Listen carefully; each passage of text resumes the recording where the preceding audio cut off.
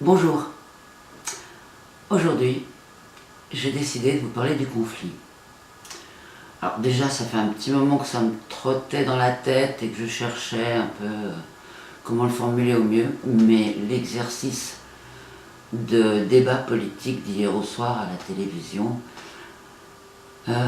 donc aujourd'hui on est le 4 mai, donc c'était hier soir 3 mai, inutile de vous dire que ça a nourri mon papier sur le conflit.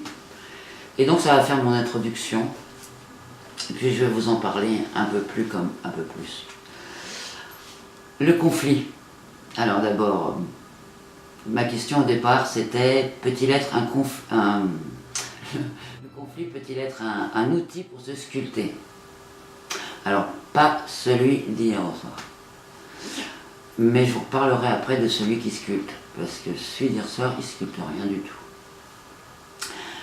Alors, le débat politique d'hier au soir nous est l'exemple quasi le plus vulgaire, si ce n'est le plus risible ou le plus dramatique pour des leaders politiques. Voilà ce que j'ai noté ce matin en réveillant, après m'être endormi en l'écoutant. L'exemple qu'il offre, en tout cas qu'il m'a offert, en modèle de gestion des conflits, des pensées, des projets politiques différents à comparer, dans leurs plus et leurs moins. Non, nenni, pas du tout. Au lieu de cela, il nous offre une colère, à peine déguisée, à peine contenue, une non-écoute de l'autre, avec un combat tout à fait préparé à l'avance. Donc ils avaient décidé que ce serait un combat, ils avaient décidé de ce qui se dirait, ils avaient des phrases pré-préparées. J'ai écouté ce débat avec des amis et l'un d'eux a dit eh bien par moments leur voix change, ils sont en train de réciter. C'est vrai, je l'ai ressenti aussi. Donc voilà, donc ça c'est pas comme ça que je vais vous proposer de régler les conflits, de les anticiper et de les éviter. Alors là c'est vraiment, ils veulent pas l'éviter, ils ont tout fait pour ne pas l'éviter. Donc la question c'est pourquoi est-ce qu'ils n'ont pas évité de faire un spectacle similaire? Maintenant j'ai quand même la relative certitude qu'ils sont des manipulateurs et pas très nombreux du côté clair de la force. Enfin en tout cas j'en vois pas beaucoup qui sont du côté clair de la force. Et ces deux-là, je les vois vraiment pas du côté clair de la force. Donc, ces deux manipulateurs. Donc, pourquoi ont-ils mis en scène ce conflit? Qu'est-ce qui cache? Le conflit, c'est un iceberg. Dans un iceberg, il y a la partie visible. Et des fois, elle peut faire beaucoup de clinquants pour cacher la partie immergée. Et si vous vous ramenez comme le Titanic un peu vite, en croyant qu'il s'agit d'un petit caillou qu'on va éviter vite fait, ben, peut-être pas, quoi. Donc je sais pas quel est, je sais pas, bref, en tout cas le projet de cette vidéo, c'est pas de faire de la politique, mais c'est de se servir de ce qui s'est passé pour dire que il y a un projet de manipulation avec un tel conflit par de telles personnes. Maintenant à vous de penser quelle est cette manipulation. En tout cas, ils nous ont montré de manière la plus enseignante possible tout ce qu'il ne faut pas faire. Et alors, par exemple, j'ai noté ce qu'ils ont utilisé comme outil pour se parler, pour se faire visionner en film vidéo sur les différents écrans de la nation. Quels sont les outils qu'ils ont utilisés pour se mettre en scène dans une communication qui en est quelque part? Voilà les outils qui empêchent la communication, soit dit en passant. Donc, d'abord l'utilisation du conflit. Dans le conflit, il n'y a pas de communication, il y a deux égos qui s'opposent, il y a une lutte armée, il y a une opposition, il y a du terrorisme, bref. Et tous ces concepts, ça va passer par quoi? Ça va passer par quelle méthode verbale? Ça va passer par des remarques désobligeantes, ça va passer par le sarcasme, faire honte, faire peur, ça va passer par la non prise en compte de ce qui est conciliable avec l'autre. Ça va passer par les insultes, ça va passer par les moqueries, les vexations, l'humiliation, la mauvaise foi.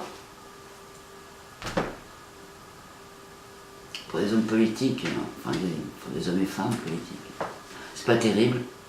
Et vous pouvez faire mieux. Bien sûr qu'on peut faire mieux. Donc quelque part, si on sait faire mieux, on saura mieux aussi comprendre ce qui se passe, soit quand on voit un conflit qui est mis en scène, soit quand on nous propose un conflit, soit quand on aurait spontanément envie d'entrer dans le conflit, ça permet d'y réfléchir à deux fois. Mais à quoi ça sert? La plupart du temps, si on se sert d'outils aussi dangereux que le sarcasme, les paroles désobligeantes, le conflit, etc., de manière consciente et volontaire, c'est qu'on veut agir, mais du côté sombre de la force. Ça pose problème. Alors ils étaient dans des positions réciproques, quasi risibles. Qu'est-ce qu'ils faisaient? Ils faisaient un truc qui est vraiment moche. Ils utilisaient des formules comme celles qu'on vient de citer plus haut pour détruire l'image de l'autre. Et réciproquement dans un jeu de tennis malsain.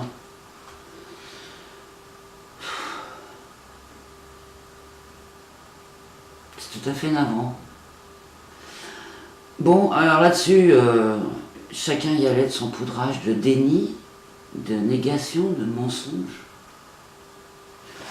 Le panel complet de ce qu'on fait, soit consciemment, soit inconsciemment. Quand c'est conscient, c'est grave. Grave, très grave.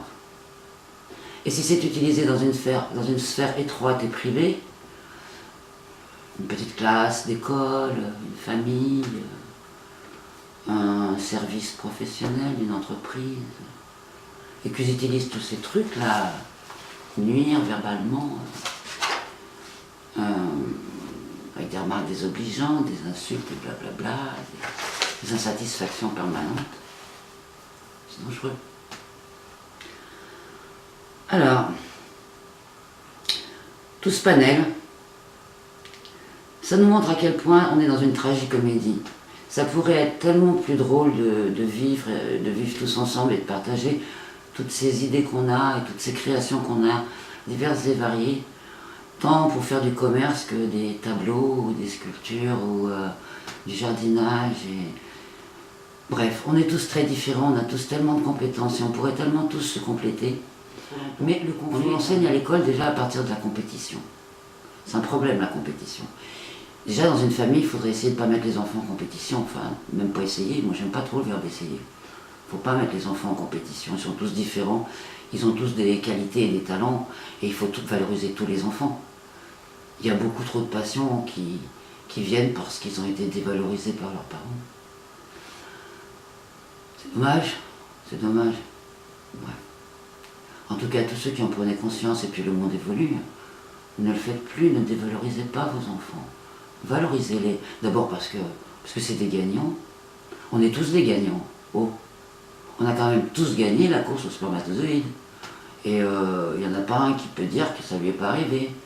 Moi j'ai été un petit spermatozoïde et un ovule et c'est devenu moi. Et vous tous c'est pareil. Et j'ai gagné. Et on était nombreux quoi. Je m'en souviens pas vraiment mais on était vraiment nombreux quoi. Donc on est des gagnants, donc on a tous à être valorisés parce que déjà on a gagné cette course. Et puis deuxièmement, personne ne peut avoir la prétention de nous dire pourquoi on est sur Terre, donc c'est à nous de le trouver.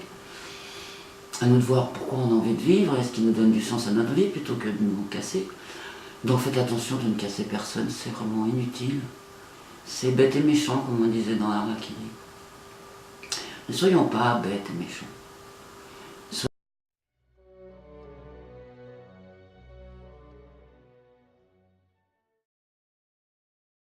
Soyons éveillés, bienveillants, et prenons conscience qu'on est capable d'être malveillant et bienveillant.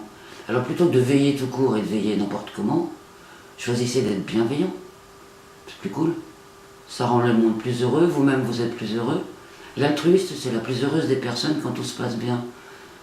Et les moments où on est altruiste, on est très heureux. Parce que dans l'altruisme, il y a ce sentiment que tout se partage. Regardez un gâteau, une bûche, comment qui m'a parlé. Le soir de Noël, on partage la bûche de Noël, on échange tous des cadeaux.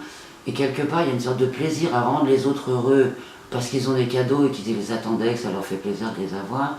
Et vous-même, vous recevez des cadeaux et vous êtes heureux aussi. Donc ça, c'est l'idéal. C'est ça qu'il faut vivre à tous les niveaux, à tous les instants. Même quand on fait le repassage, ou qu'on fait à manger, ou qu'on fait répéter des devoirs qui peuvent paraître lassants parfois. Donc on répète la même chose parce que c'est nécessaire, parce que éduquer c'est répéter. Enfin bref, on y reviendra. Donc voilà. Donc j'ai fait pas mal de. J'ai écrit pas mal de trucs. Ça c'est les conseils que je vous donnerai à la fin, mais je vous ai aussi fait une petite bibliographie quoi, pour les enfants puis pour les adultes. Mais ce que je peux rajouter là tout de suite, c'est un peu exactement ce qu'ils ont fait hier soir, comment ne pas le faire. Donc pour ne pas le faire, moi je vous conseillerais déjà de prendre conscience. En fait, moi je trouve que c'est des baguettes magiques. Donc je vais vous donner des baguettes magiques. Moi je les utilise comme telles. Donc en baguette magique, il y a prendre conscience déjà de comment fonctionne notre cerveau, et dans notre cerveau aussi c'est là que ça se passe parce que va le prouver. En fait, on a un flot d'idées en continu. On les sent un peu plutôt présentes dans le front, quoi. C'est par là que ça se passe, quoi. Par là, quoi. Bon, donc, quelque part, ce flot d'idées, vous pouvez faire de la méditation pour simplement vous asseyez dans une place confortable, vous allongez, c'est pas terrible de s'allonger quand il de s'endormir. Vous asseyez dans une place confortable qui vous permet de rester dans un état de conscience éveillé, mais paisible, voire dans une semi-hypnose en fait. Et vous vous laissez tranquillement aller et vous regardez, donc vous vous occupez plus de votre corps quoi. Et lui il est posé dans le fauteuil, on s'en intéresse plus, on lui dit tranquille, vas-y pose-toi, il est bien lourd, tranquille. Et puis vous intéressez à votre gamberge en fait. Et vous allez voir que ça passe vite, hein. Ça passe. Puis il y a des moments où ça passe plus ou moins vite. Alors, quand on a du bol, des fois ça s'arrête. Ce qu'il faut, c'est s'entraîner à ce que ça s'arrête, ou que ça devienne en tout cas, non pas un son très fort en avant, et qui ne nous permette pas d'écouter les autres clairement, parce qu'il y a toujours ce son qui nous empêche d'être avec les autres, on pense à ce qu'on pense en écoutant les autres, alors ça c'est vraiment pas terrible. Je veux dire, pour écouter, nous c'est un des exercices qu'on doit apprendre pour bosser, quoi. Je veux dire, sinon on ne peut pas bosser. Hein. C'est au moment où tu te mets dans ton fauteuil pour bosser et que le patient s'installe, ton flot d'idées, tu le mets en background, t'écoutes, mais tu l'écoutes un petit peu quand même. Parce qu'il se branche sur les dossiers professionnels, les bouquins, les trucs que tu as lus.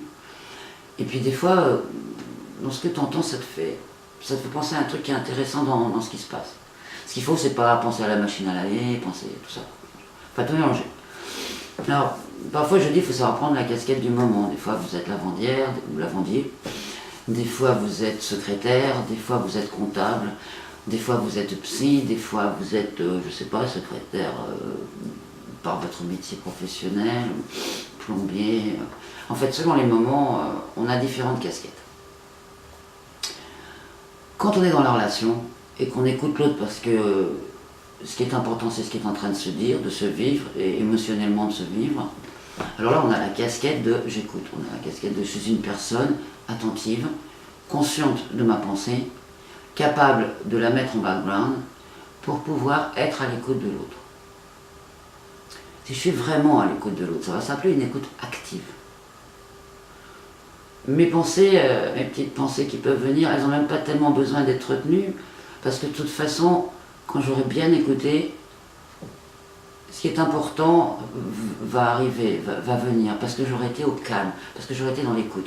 Sinon, je risque de brasser mes émotions à travers des idées qui se mélangent, parce que dès que quelqu'un vous parle, ça vous crée une émotion. Paisible, sereine, désagréable, malsaine, toxique, culpabilisante, honteuse, ça vous crée une émotion. À vous de voir avec qui vous traînez, quoi. Je veux dire, autant traîner avec des gens, autant être avec des gens qui vous font aller bien, donc qui vous font être dans des émotions que vous aimez avoir. À vous de les choisir. Globalement, je pense qu'on est quand même majoritaire à vouloir tout simplement aller bien et se sentir bien et être heureux selon ce précepte que les bonnes heures, donc les bonnes heures veut dire, c'est-à-dire faites-vous plein de bonnes heures dans votre vie, dans votre journée, et vous serez heureux. Et faites-le le plus souvent possible, et vous serez le plus heureux possible. Une fois que vous avez maîtrisé votre pensée, et que quelque part vous êtes en train d'écouter, et que vous avez capté ce que écouter veut dire, parce qu'il y a entendre et écouter. Moi, je vous demande d'apprendre à écouter. quand il y a du conflit, comme hier soir, si je suis en train d'écouter le conflit et de ne pas réagir émotionnellement à 2-3 paroles qui sont dites dans lesquelles je peux m'identifier, parce que je m'identifie à mon leader, alors à la sortie tu vas voir ta gueule à la récré, tous ceux qui sont du camp opposé, je vais les latter, je vais leur dire des vacheries, parce que les autres là ils ont fait comme ça, donc moi je vais faire pareil. Non mais, comment il disait l'autre là, on vaut mieux que ça, non? On vaut mieux que ça, non? Eux ils veulent pas mieux que ça, hein. Mais nous on vaut mieux que ça. Nous on est capable de faire vraiment mieux que ça. Alors comprenons, apprenons. Il y a plein de gens qui enseignent plein de choses. Sur YouTube, c'est une véritable encyclopédie YouTube. Et alors il y a des choses, il y a des sottises, mais si on commence à sélectionner ce qu'on regarde, il y a des pépites. Il y a des pépites d'enseignement. Et je vous conseille véritablement d'aller voir un peu ces pépites. Donc, si vous avez cette écoute active, si vous maîtrisez le flot de vos pensées, si vous êtes plus comme ça, plus clair avec vous-même, plus tranquille, vous allez mieux maîtriser vos émotions. Vous aurez plus d'outils parce que vous aurez vu des choses, entendu des choses, lu des livres, écouté ma vidéo, que sais-je. Vous allez prendre plus d'intériorité. On pourrait presque appeler ça de l'épanouissement. Vous allez voir que ça vous donnera plus d'à propos. Vous aurez moins ce sentiment de dire, après coup, j'aurais dû dire ça. Parce que ça viendra plus facilement. Mais pour ça, il faut maîtriser ce que je viens de vous expliquer avant. Et vous aurez beaucoup plus d'à propos. Donc j'ai envie d'être clair. Faites attention aux gens qui ne veulent pas être clairs avec vous, qui vous envoient des messages brouillés. Demandez-vous pourquoi les gens vous parlent de telle façon que vous ne comprenez rien. On peut comprendre. On peut tout comprendre. On est capable de tout comprendre. Et si quelqu'un nous explique quelque chose, et l'autre il arrive avec son conflit. Bon, d'abord le conflit on laisse passer, on ne peut rien y faire, donc là on attend. Puis après on reformule si on n'a pas compris pourquoi l'autre il est dans cet état, qu'est-ce qui se passe, et on ne s'énerve pas direct, d'ailleurs même on ne s'énerve pas du tout. Ça sert à rien. C'est super agréable d'être capable de garder ce qu'ils appellent aussi le sang-froid. C'est pas mal, franchement. Super agréable en fait. Moi j'ai essayé tout, je suis italienne de naissance. J'ai essayé le sang chaud, j'ai essayé le sang froid. Franchement, c'est pas mal.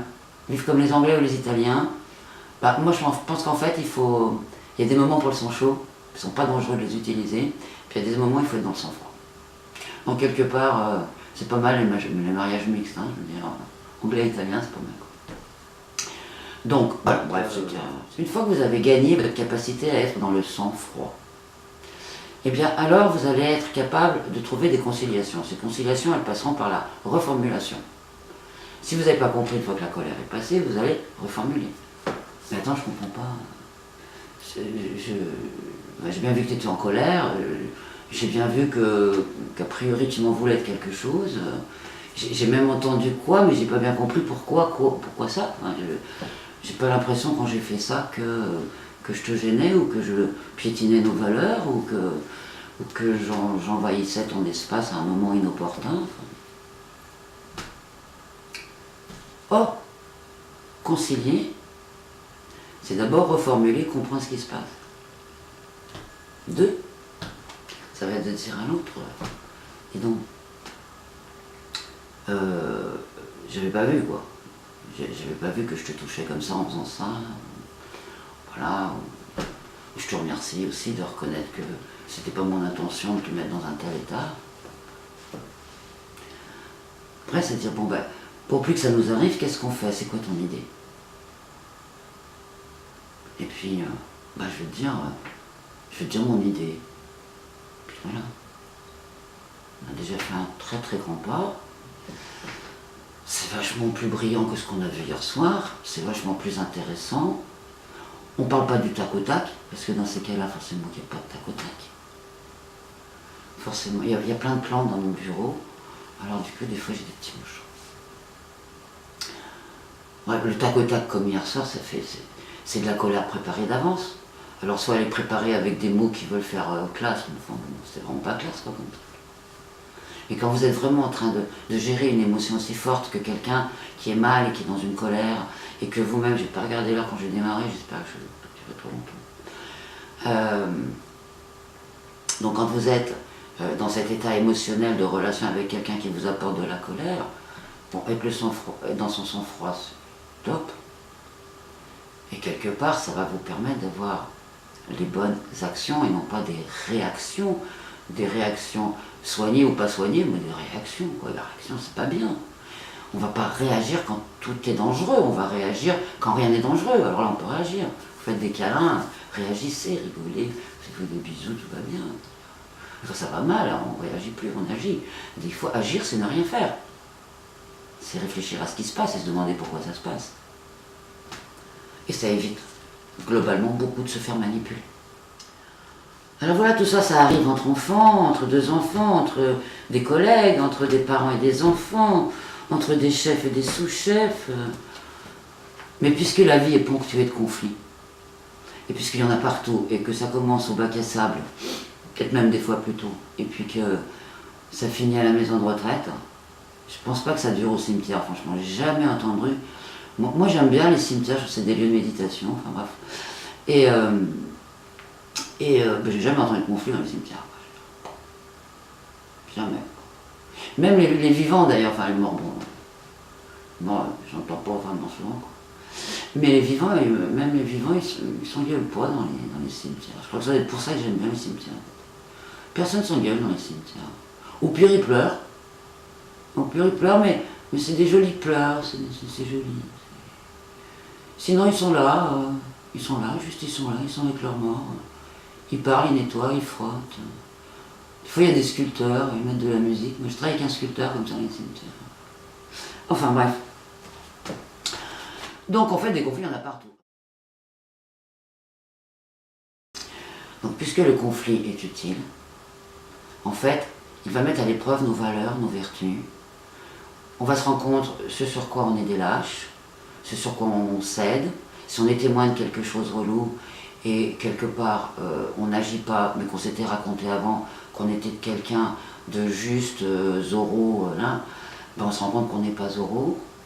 Alors est-ce qu'on a envie d'être Zorro ou est-ce qu'on a envie d'être juste... Enfin bref, ça demande un vrai travail sur soi, quoi. Je veux dire, tous ces conflits qu'on reçoit, qu'on entend, ne sont pas tous dirigés vers nous, pour nous, mais par contre ils peuvent être vachement intéressants pour nous remettre en question et se dire comment j'ai réagi dans ce conflit, qu'est-ce que j'ai apporté dans ce conflit, quelle a été ma participation dans ce conflit, etc. etc. Donc je pense que ça c'est une des premières baguettes magiques, c'est vraiment d'être dans la plus grande conscience possible, plutôt que dans l'agitation mentale d'un brouhaha d'idées, comme des petits couteaux ou des flèches prêtes à être lancées, ça sert à rien, c'est nul, c'est pourri, c'est comme hier. Faut travailler les gars, les filles, faut travailler sur soi, faut apprendre à se faire aller bien. C'est un job, c'est votre job. Vos parents, ils vous accouchent comme une pierre brute et vous avez à vous sculpter. Et tout ce que vous vivez avec les autres, tout ce que vous... D'abord avec vos parents, bien sûr, les psychanalystes, ils ont raison, c'est la première sculpture, ils commencent le premier truc, ils ébauchent, ils t'apprennent des trucs. Des fois même ils disent c'est la vérité, ça l'est pas, c'est même bon. Voilà, bon, des fois ils te font croire que tu as une forme, mais en fait tu n'étais pas cette forme-là, des fois il faut que tu la changes, quoi. Voilà, il faut que tu deviennes ce que tu es. Et ça passe par les conflits. Et les conflits, ça fait comme les morceaux du marteau du sculpteur. Quand on sculpte, il y a des petits bouts du marbre qui tombent. Parce que ça construit la sculpture, en fait. Quelque part, il y a forcément du déchet dans tout. Donc n'essayez pas d'être tout, là, cette pierre brute totale. Devenez ce joyau qui est à l'intérieur. Et pour ça, il faut vous sculpter. Il faut accepter de perdre des choses. Il faut accepter la perte. Il faut accepter... faut peut-être accepter ce qui paraît inacceptable, parfois. Il faut... La clé, c'est accepter. La clé, il faut accepter. Il faut accepter ce que vous ne pouvez pas changer. Ça, c'est la base. Et vous verrez que ça, c'est des morceaux. Oh, qu'est-ce que ça allège la pierre et comme la forme apparaît plus vite. Parce que si vous n'acceptez pas ce que vous ne pouvez pas changer, ce que vous pouvez changer, ça dépend de vous. Ce que vous pouvez pas changer, ça ne dépend pas de vous. Donc, quand vous ne pouvez pas le changer, vous ne pouvez pas le changer. On ne change pas les autres. On peut leur faire prendre conscience. On peut les aider à s'éveiller, à avoir un chemin de solution, à éveiller une ramification d'idées en eux. On peut stimuler, éveiller. Bon. On ne marche pas à tous les coups. Bon voilà. Et puis on n'est pas bon pour tout le monde, il y a des gens qu'on peut éveiller, pas d'autres. Donc voilà, soyons modestes, soyez modestes, mais soyez conscients que vous allez être vachement plus fort. Vous aurez plus de confiance en vous, vous aurez plus de tac au tac, et vous vous laisserez moins embarquer. Méfiez-vous toujours des gens qui vous lancent dans les émotions suivantes. Le conflit, la peur, la honte, la non-confiance en vous, par la dévalorisation, l'air de rien, ou visible. Méfiez-vous. Apprenez à vous méfier. Soyez plus fort à l'intérieur de vous. Puisque les conflits existent, acceptez-les, mais travaillez-les. Vivez-les comme des expériences d'amélioration de votre compréhension de vous-même et des autres et du monde dans lequel vous vivez. Chacun voit que ses intérêts. Pour moi, la meilleure solution, c'est l'altruisme. Parce que comme ça, il y a mes intérêts et puis il y a ceux des autres. Parce que si tout le monde est content et que je suis contente aussi, alors là, c'est le top. Mais s'il y a qu'eux qui sont contents et que moi, je suis très malheureuse, quelque part, ça le fait quand même pas. Et si moi, je suis très heureuse et que les autres, ils n'ont pas ce qu'il faut, ben, ça passe un peu de travers les trucs dont je pourrais profiter. Donc moi, je vous propose que, pour vous faire les bien le plus souvent possible, travaillez à devenir des altruistes. Ne vous oubliez pas. N'oubliez pas les autres. Mais apprenez à vous méfier. Tout le monde n'est pas gentil. Et ce fameux monde des bisounours, c'est pas le monde dans lequel on vit. Par contre, le monde dans lequel on vit, c'est le monde du débat.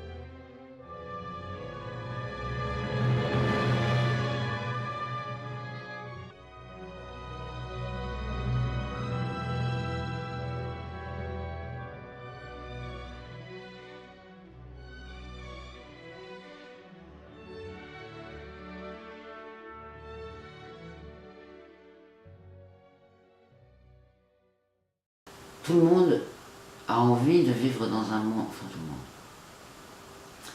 tous les gens normaux, tous les bons névrosés que nous sommes, on a envie de vivre dans un monde où on ressent le plus souvent des bonheurs et on vit des choses heureuses.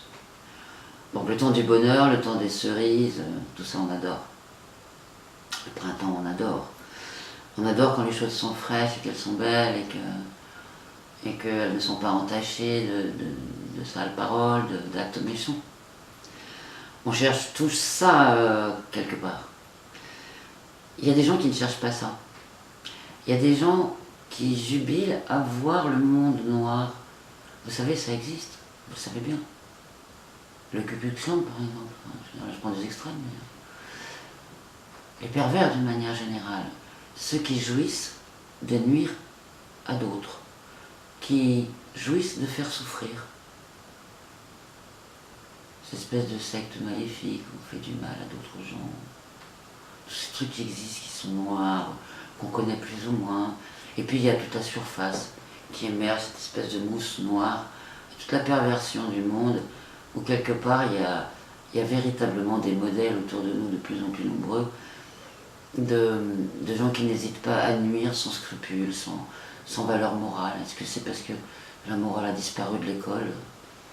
Des fois je le pense.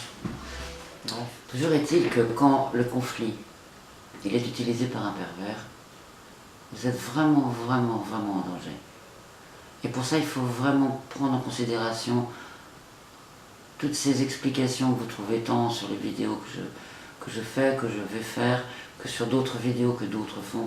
Informez-vous, apprenez à repérer la perversion, apprenez à repérer les gens qui sont toxiques. C'est vraiment hyper, hyper important.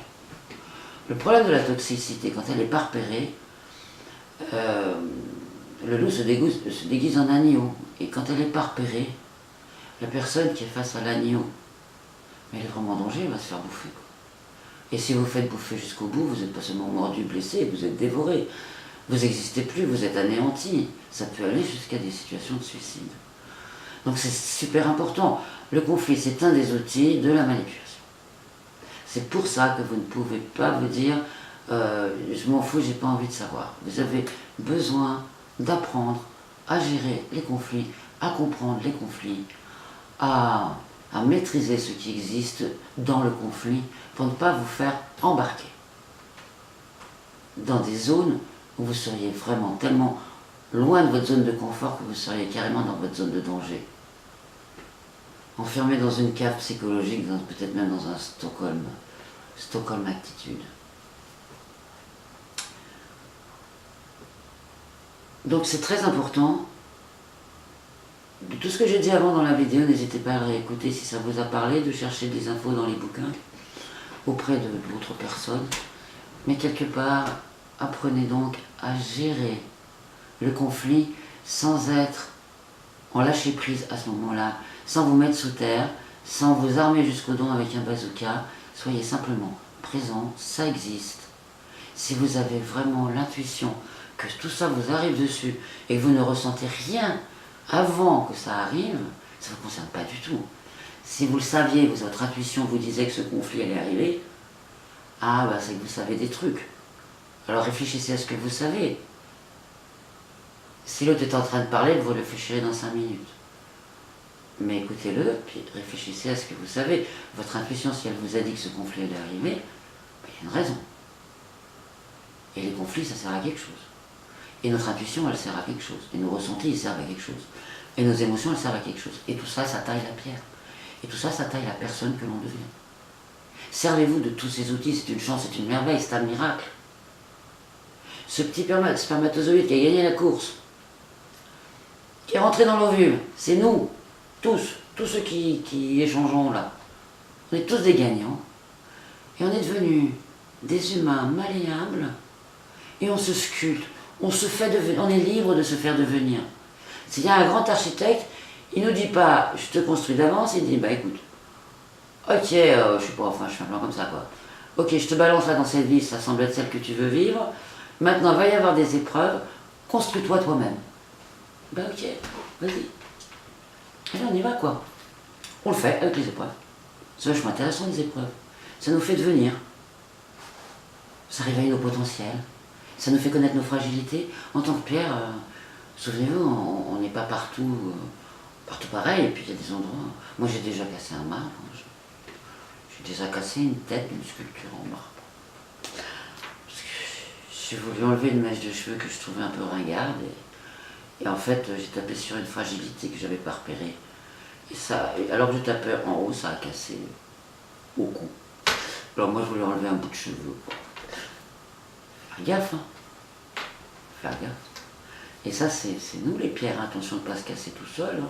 Ou de se laisser taper à des endroits où franchement, notre intuition, elle aurait pu nous dire qu'on risquait de casser. Ouais, franchement, sur le coup de la pierre, j'avais pas vu. Moi. Bon, enfin bon. Est-ce que je voyais toutes les choses? C'était l'Inde. Bref.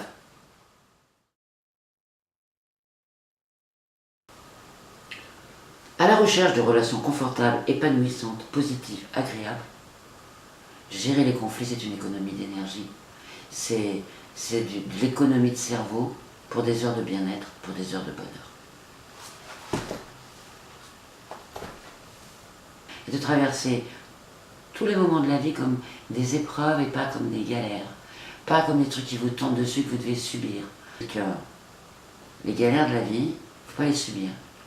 Même si l'autre il vous cogne, je ne sais pas s'il l'a fait exprès ou pas exprès, mais pourquoi?